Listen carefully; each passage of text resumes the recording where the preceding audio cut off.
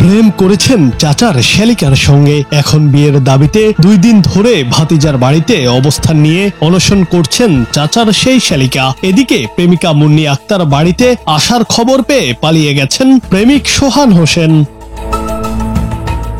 গত 27 অক্টোবর সিরাজগঞ্জের তাড়াশ উপজেলার বোয়ালিয়া গ্রামের পশ্চিম পাড়ায় এই ঘটনা ঘটে। জানা গেছে ওই নারী প্রেমিক সোহান হোসেনের চাচার আপন শ্যালিকা। স্থানীয়রা জানান, ভাতিজা ও খালার মধ্যে প্রেমের সম্পর্ক আগে থেকেই চলে আসছে। উভয়ের বাড়ি একই এলাকায় হওয়ায় তারা অনায়াসে যাতায়াত করত।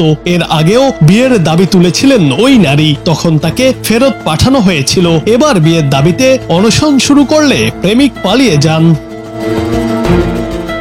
প্রত্যক্ষদর্শীরা বলছেন, সোহানের বাড়ির সামনে উৎসুক নারী পুরুষদের ভিড় জমেছে। গণমাধ্যম কর্মীরা পৌঁছালে প্রেমিকের পরিবারের লোকেরা কথা বলতে রাজি হননি। অনশনরত ওই নারী এখনো ওই বাড়িতেই অবস্থান করছেন, কিন্তু কাউকে বাড়িতে প্রবেশ বা কথা বলা নিষিদ্ধ করেছেন সোহানের বাবা জব্বার সরকার।